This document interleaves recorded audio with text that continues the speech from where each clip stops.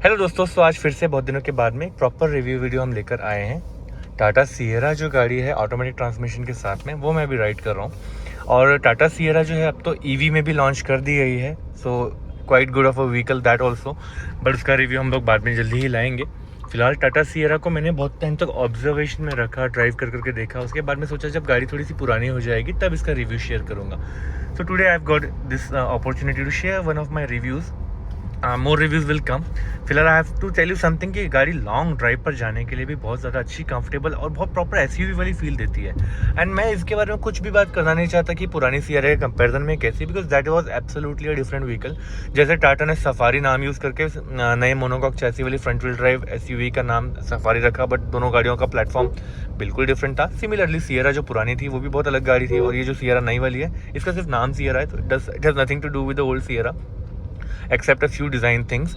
बाकी डिफेंडर का फील इसमें काफ़ी ज़्यादा आता है बाहर से। एक छोटी सी मिनी डिफेंडर जैसा स्टांस क्रिएट करती है क्यों, और रॉक किट लगा दिया किसी ने तो और ज़्यादा लगता है। डिफेंडर किट भी एक अलग से आता है, कुछ एक्सेसरीज आ जाती है तो और लगता है। तो लुक वाइज एक डिफरेंट फील अगर किसी को चाहिए कि यार गाड़ियाँ तो अब काफ़ी सारी आ चुकी है मार्केट में, एसयूवीज बहुत सारी आ चुकी हैं, फीचर लोडेड गाड़ियाँ बहुत सारी आ चुकी हैं, तो क्रेटा और सेल्टोस के साइज सेगमेंट में ना कुछ गाड़ियों की ज़रूरत ऐसी भी लगी किसी को कि एसयूवी वाला फील भी दे दे, बहुत बड़ी भी ना हो, ईजी टू हैंडल भी हो।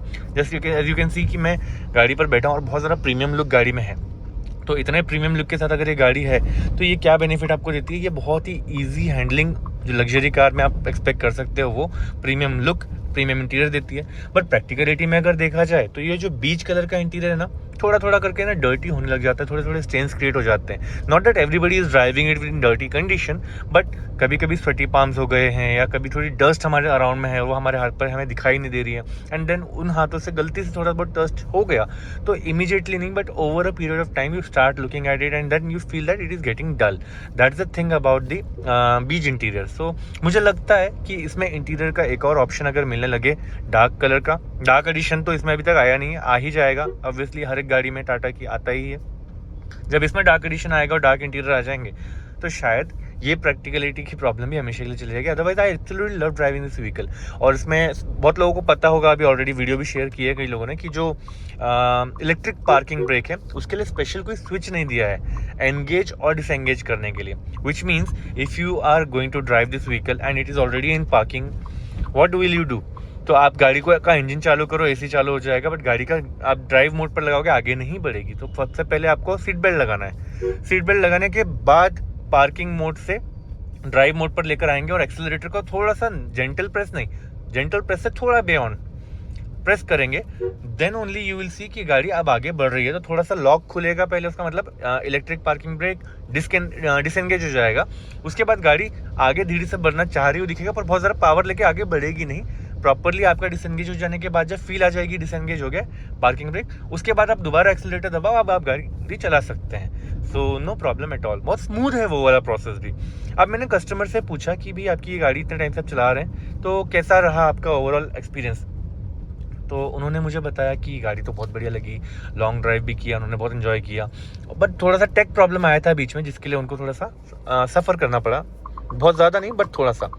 तो I was like yeah that happens, so it's okay, it's a new vehicle by Tata, so you can expect certain type of tech issues in the beginning years पर है अभी गाड़ी तो। लेकिन जब ये बिगिनिंग ईयर्स से थोड़ी सी आगे जाएगी, कुछ नए टेक अपडेट्स आएंगे, सॉफ्टवेयर अपडेट्स आएंगे, तो शायद कुछ प्रॉब्लम्स इस गाड़ी में और कम हो जाएंगी। ऐसा नहीं कि प्रोमिनेंटली आपको हमेशा प्रॉब्लम्स दिखेंगी ही, but you can expect a few things here and a few things there. So yeah that's about it. अब मेरा ड्राइव एक्सपीरियंस कैसा है अगर मैं बताना चाहूँ तो या I am driving it with one hand, that is left hand, और बहुत ही इजी टू ड्राइव व्हीकल है, बहुत सारे फंक्शंस है, इतनी बड़ी स्क्रीन मिली हुई है। जब लास्ट ईयर 2025 के अर्ली मंथ्स में हमने देखा था XEV9e जो इलेक्ट्रिक कार है वो लॉन्च हुई थी, तब से हम देख रहे हैं कि जो को पैसेंजर है उसके लिए थर्ड स्क्रीन भी दी हुई है, इंफोटेनमेंट स्क्रीन मिडिल में दी हुई है, और फुल LED स्क्रीन आपने को यहाँ पर गेज क्लस्टर के लिए भी मिलती है, मल्टी इन्फॉर्मेशनल डिस्प्ले MID में भी मिलती है। तो एक बड़ा सिंगल ग्लास पैनल हमने उसमें देखा था, अच्छा लग रहा था, सक्सेसफुल हुआ। XUV7XO में भी आया एंड अभी टाटा सियरा में भी आया, और आगे चल करके ये सब चीज़ें बहुत सी और गाड़ियों में भी आएंगी।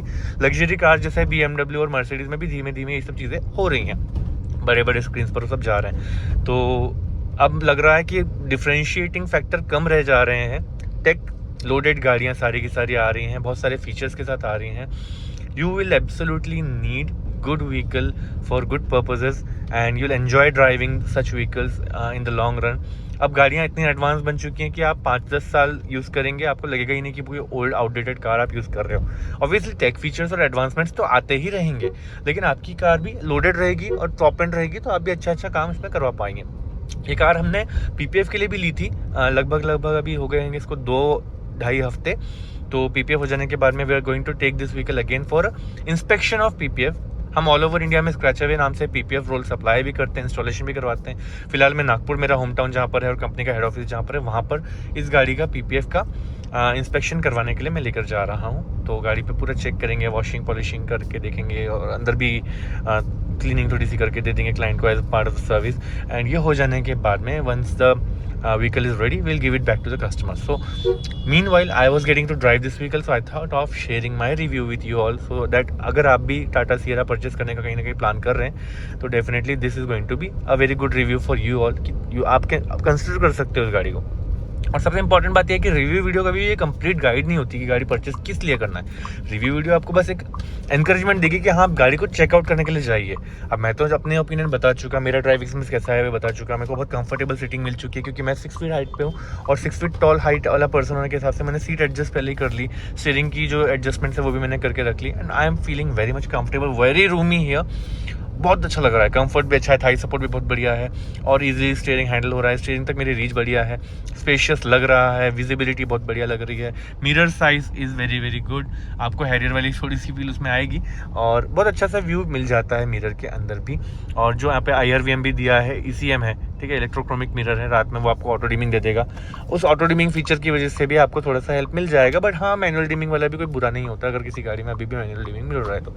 इनफैक्ट शायद सियरा की टॉप एंड में ये दिया है ECM, हो सकता है बेस वेरिएंट में नहीं आता हो ECM, so not big of a deal. So overall I think the Tata Sierra is a absolutely beautiful vehicle and it is a very excellent to drive vehicle as well.